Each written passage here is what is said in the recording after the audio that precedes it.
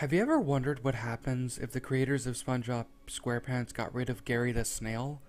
The creators made a test episode called Goodbye Gary, an episode not supposed to be released to the public. My dad worked at Nickelodeon Studios and mainly worked on SpongeBob and the Loud House, but sometimes he worked on other shows. Goodbye Gary was darker than the usual SpongeBob standards. Since my dad worked at Nickelodeon Studios, he would sometimes bring home DVDs of the newer episodes, and some that were test episodes, so that he could edit them, to see if there were any errors in the episode, or to change anything that seemed wrong. When he got home, he put a DVD in the kitchen counter and told me that he was running out for a while. He never mentioned the DVD, mostly because it looked like he was in a hurry.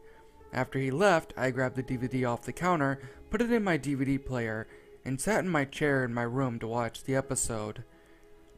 I was not ready for what I was about to watch. The episode started out with a title card with the pet bowl with the name Gary, and above it read Goodbye, which read out Goodbye Gary. Sad violin music was playing in the background. The beginning credits rolled normally, and it went to a shot of a pet hospital. The camera zoomed in on the hospital and go to a shot of SpongeBob sitting in what looked like some kind of waiting room. He has tears in his eyes. The episode went into a flashback scene and showed SpongeBob watching TV in his living room. A loud noise was heard from the kitchen. He got up and walked into the kitchen. He gasped and ran to the source of the noise. It was Gary, foam coming out of his mouth. He was having a seizure. He looked over to where he found Gary and saw the bowl upside down, with green snail food all over the kitchen floor. The last part of the flashback scene was SpongeBob running out of his pineapple house, Gary in his arms. The camera goes back to the waiting room with SpongeBob still sitting with tears in his eyes. A fish in a doctor's coat walks out and walks to SpongeBob. "Is he all right, Doc?" SpongeBob said, trying not to stutter. The snail food that he ingested had essence of rat poison in it. He had consumed too much of the food. "I'm sorry, SpongeBob," the doctor said, pulling a fin on SpongeBob's shoulders. SpongeBob begins to cry loudly, so loud that the camera panned outside a Bikini Bottom. The screen faded to black.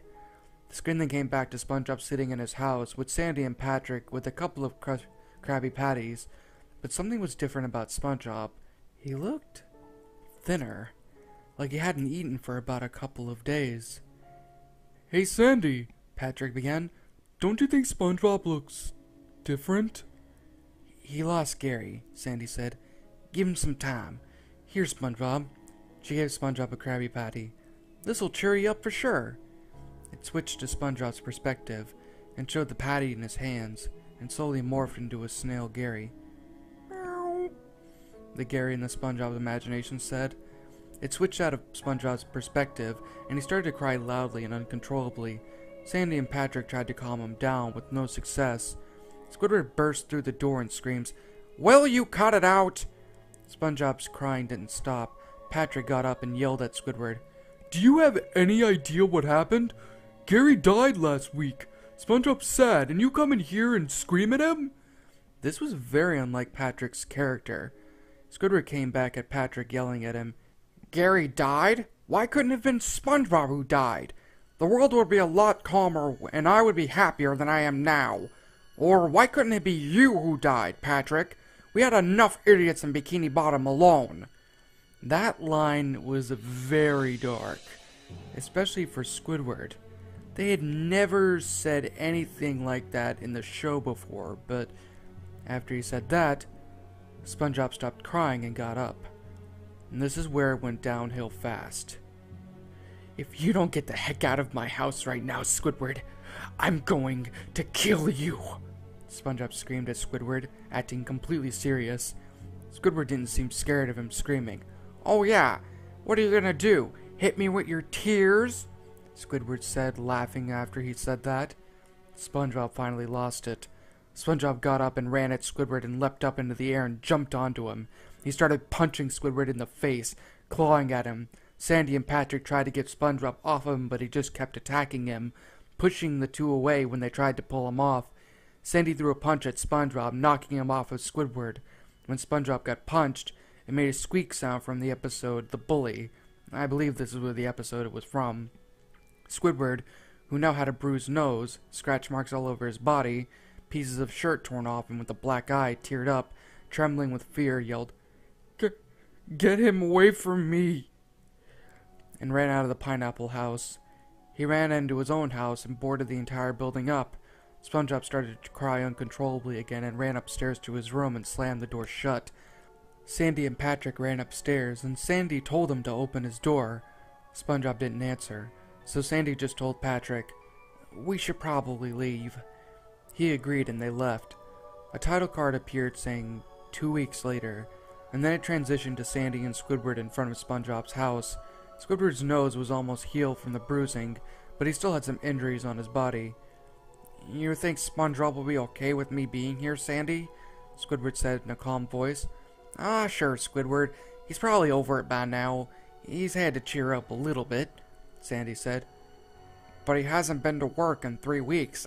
I'm not sure about this, Sandy," Squidward said. Sandy knocked on the door, but it slowly creaked open. The living room was dark, with the only light being the static of the television screen. "SpongeBob?" Squidward yelled. No response. "Hey, SquarePants, you still here?" Sandy yelled. Still no response. "He's probably still asleep," said Squidward. "At 3:30 p.m. on a Tuesday?" Sandy told Squidward. They decided to go upstairs to see if he was in his room. "Hey, SquarePants, are you in there?" Sandy said. Once again, no response. Squidward knocked on the door. No response. Open the door, Squidward," Sandy said. Squidward did as he was told. When he opened the door, he gasped and froze. "What is it, Squidward?" Sandy said, very confused. Squidward started stuttering, but finally got the words out. "SpongeBob! SpongeBob!" Sandy looked into the room and screamed, "Oh my gosh! SpongeBob!" The camera panned over to a shot of SpongeBob with a noose around his neck, if you really wouldn't even call it that, with a chair sitting next to SpongeBob's hanging body on its side. And that was the final shot of the episode as the credits rolled. I was in shock. I didn't know what to think. Was this supposed to be an actual episode? I had no idea what to say. I wound up taking the DVD out of the player and put it back where it was before. My dad never found out that I had watched the DVD. I believe that SpongeBob episode is the current running episode, Gary Come Home.